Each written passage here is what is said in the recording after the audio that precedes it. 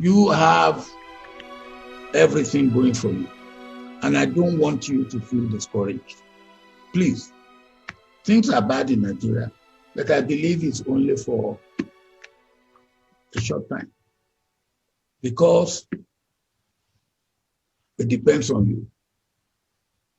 Whatever my generation might have done wrong, and I will be the first to admit that my generation has done a lot wrong, it's for your generation to do it better.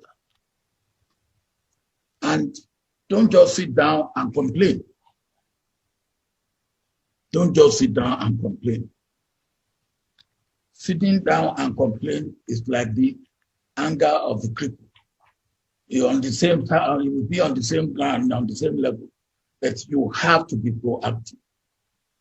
And you have to make sure you get enough of what I call critical mass of people, like-minded people, who will be ready to say, yes, we can bring about a change. And you can bring about a change if you get the critical mass of people that are ready to slug it out.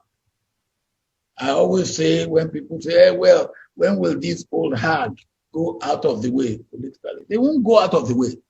You have to make them go out of the way. They won't go out of the way. You have to make them go out of the way.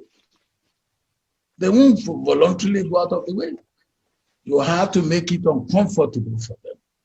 I'm not talking of violence, but bringing pressure to bear to make it uncomfortable for them. They will go out of the way.